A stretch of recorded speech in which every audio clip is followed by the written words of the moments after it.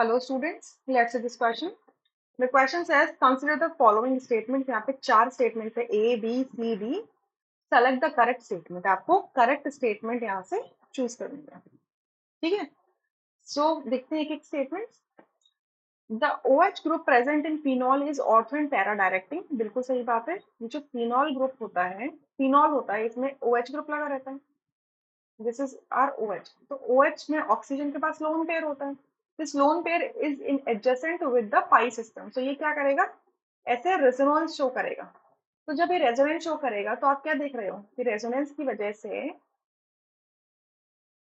जो electron density है वो कहाँ पर दिख रही है आपको? ऑर्थो पोजीशन पर दिख रही है. अभी फर्दर रेजोनेट करेगा तो कहाँ दिखेगी? ऐसे देखिए, पैरा पोजीशन पे दिख रही है, ठीक है? तो आप क्या देख रहे हो कि रेजोनेंस की वजह से प्लस आर इफेक्ट की वजह से आपकी बेंजीन रिंग पर electron density ortho and para position पे, यानी कि कोई इलेक्ट्रोफाइल आएगा तो कहां पर लगेगा? ऑर्थो एंड पैरा पे. इस वजह से OH को हम क्या कहते हैं? ऑर्थो पैरा डायरेक्टिंग ग्रुप कहते हैं, ठीक है? बी में लिखा है directive influence of a functional group in mono substituted benzene depends on the nature of the substituent already present in the benzene ring. बिल्कुल सही बात है कि जैसे कि अगर मैं फिनॉल की बात कर लूं तो फिनॉल पे हमने बोल दिया कि OH लगा हुआ है ऑलरेडी, ठीक है? तो कोई भी इनकमिंग जो इलेक्ट्रोफाइल है, हम हमेशा बेंजीन पे इलेक्ट्रोफिलिक सब्स्टिट्यूशन के टर्म्स में ही बात करते हैं, ठीक है?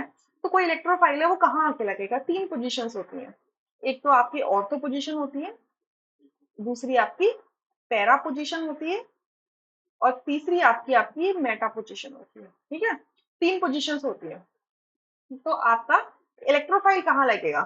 तो ये डिसाइड कौन करेगा? ये जो ग्रुप लगा हुआ है ऑलरेडी ये डिसाइड करेगा इसका नेचर कैसा है. या तो ये ऑर्थो पैरा डायरेक्टिंग होगा या फिर ये मेटा डायरेक्टिंग होगा, ठीक है? उस पर डिपेंड करेगा ये.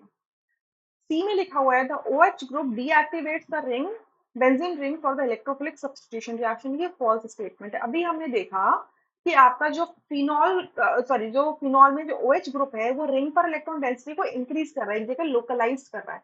ये बता रहा है कि माइनस साइन कहाँ कहाँ पर है? ऑर्थो पर एंड पैरा पोजीशन पे. तो अगर कोई इलेक्ट्रोफाइल आएगा तो इजीली कहाँ पर अटैच हो सकता है? ऑर्थो पे या पैरा पे. तो ये रिंग को एक्टिवेट कर रहा है. It is activating the ring towards the electrophilic substitution. But यहाँ क्या लिखा है? डीएक्टिवेट्स. इसी वजह से ये फॉल्स है, ठीक है? डी में लिखा हुआ है groups such as NH2, NHR, NHCO, CH3, OCH3, CH3, C2H5, etc. are examples of activating groups. बिल्कुल सही बात है. देखिए क्यों? NH2 में नाइट्रोजन के पास लोन पेयर है तो बेंजीन के साथ में रेजोनेंस शो करेगा, प्लस मतलब रेजोनेंस टुवर्ड्स बेंजीन रिंग होगी. यहाँ पे भी लोन पेयर देख रहे हो तो टुवर्ड्स बेंजीन रिंग होगी. यहाँ पे भी नाइट्रोजन के पास लोन पेयर है तो अगेन टुवर्ड्स बेंजीन रिंग होगी. यहाँ पर ऑक्सीजन के पास लोन पेयर है, अगेन टुवर्ड्स बेंजीन रिंग होगी.